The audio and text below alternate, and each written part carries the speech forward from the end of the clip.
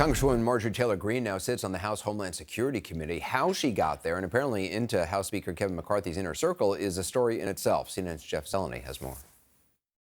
We have to elect Kevin McCarthy. Marjorie Taylor Greene is taking on a new role in Congress, being a team player. And so far this year, she's lining up squarely behind Speaker Kevin McCarthy.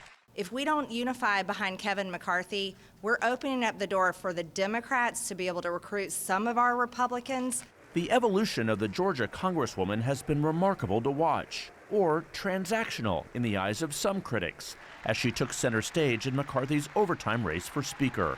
She worked to win every last vote, even handing her phone with former President Donald Trump on the line to Congressman Matt Rosendale of Montana, who brushed back her arm twisting. A one-time proud Republican rabble-rouser. I'm not afraid of the Civil War and the GOP. I lean into it. Now has a seat at the table on two key committees, a new role after her committee assignments were stripped for repeatedly making incendiary comments when Democrats controlled the House. CNN has learned that with McCarthy's blessing, she has landed prime seats on the Oversight Committee that will investigate the president and the Homeland Security Committee with jurisdiction over the border. The panel will lead the charge to probe and potentially move to impeach DHS Secretary Alejandro Mayorkas. House Republicans are committed, and we are all together going to do something about this problem to secure our border. She's beginning her second term in Congress in a far different place than when she first arrived in Washington after being elected in 2020 from Georgia's deep red 14th District. A litany of previous statements unspooled like a soundtrack of controversy and conspiracy. There is an Islamic invasion into our government offices right now. How do you get avid gun owners and people that support the Second Amendment to give up their guns? Maybe you accomplish that by performing a mass shooting into a crowd. The so-called plane that crashed into the Pentagon. It's odd, there's never any evidence shown for a plane in the Pentagon. And she made clear in late 2021 she had little interest playing nice with leaders of her own party. Respect is earned. It's earned. It's not given. Do you respect the Republican leadership right now? No, I don't respect them at all. But heading into the midterm elections last fall, Republican leaders noticed a change. Her criticism cooled, and she was on hand in Pennsylvania, cheering on McCarthy as he unveiled the GOP agenda. We're going to repeal 87,000 IRS agents. Our job is to work for you, not go after you. Our job is to make America stronger. Her support never wavered during the bruising speaker's fight, distancing herself from McCarthy's outspoken critics, a group to whom she once belonged. One Republican ally tells CNN her transformation, whether temporary or permanent, is a sign of strategic maturity. Indeed, she told CNN's Manu Raju, Republicans must show they can govern. I really want to see us to come together. There's an important race coming up in 2024, and Republicans, we have to prove to the country that we can be trusted to lead. Jeff Zeleny joins us now along with CNN senior political correspondent and Inside Politics Sunday anchor Abby Phillip. So, Jeff, we heard in your piece the comments Marjorie Taylor Greene made regarding 9/11, essentially questioning the attack on the Pentagon. Now she'll have a seat on the Homeland Security Committee, which was founded in reaction to 9/11. What do we expect for her on that committee?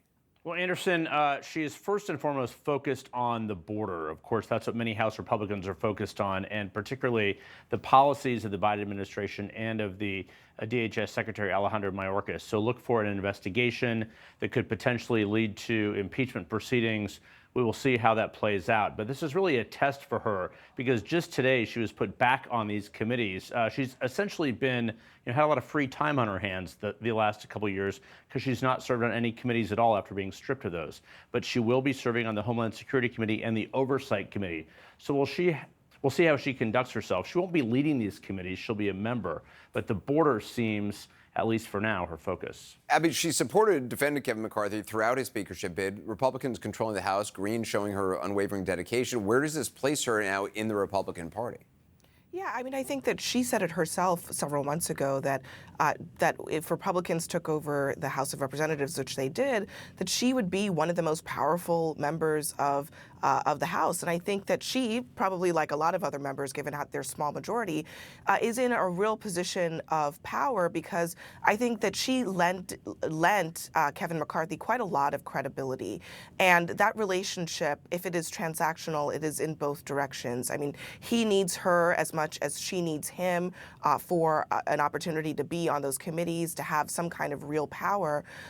So I think that she's strategically has quite a lot of power right now. The question is she going to use it in a way that is good for her or good for the Republican majority? I think those are not necessarily the same thing, and we'll see whether this strategic maturity that Jeff is talking about holds once there's a lot of pressure on Kevin McCarthy in the coming months from the right flank, of which she is still a part. So she's clearly, Jeff, trying to distance herself from anti-Semitic comments, from the QAnon crazy stuff. Has it impacted her support from her anti-establishment base?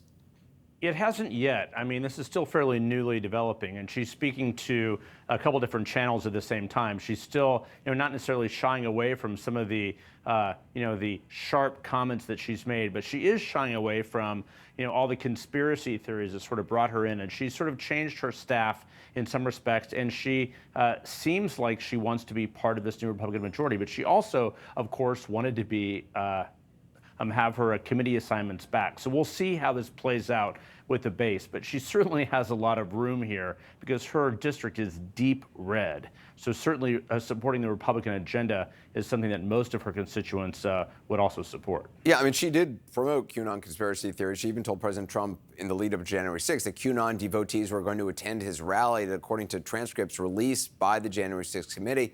Just last week, she seemed to distance herself from QAnon, and I want to listen to how she did that. Well, like a lot of people today, I had easily gotten sucked into some things I'd seen on the internet, but that was dealt with quickly early on. I never campaigned on those things. That was not something I believed in. That's not what I ran for Congress on, so those are so far in the past. Do you think her distancing herself suddenly from this is going to work and rebranding herself as a more mainstream Republican? Abby? Well, we'll see. I mean, look, she says she didn't run on this stuff, but I do think that it was a key part of how she established her conservative bona fides to a certain segment of the Republican base. That's really important. I mean, she's in that seat now. It's ruby red, but actually for that reason, she may need to prove that she is still, one with the base. And frankly, Kevin McCarthy is the speaker, but he has really a tenuous relationship with the kind of fundamentalist core of the Republican Party, which is why I think really only time will tell whether all of this holds. I'll also say, Anderson, all of this stuff about QAnon is one thing, but she's also, spoken in front of Nick Fuentes's, white nationalist convention as well. So she has a lot of things in her past, and while she's distancing herself from those things, hasn't actually also denounced them. And I think there's really a difference between those two things. Yeah, and they're not that far in the distance, especially the white nationalist stuff. Abby Phillip, appreciated. Jeff Zeleny as well.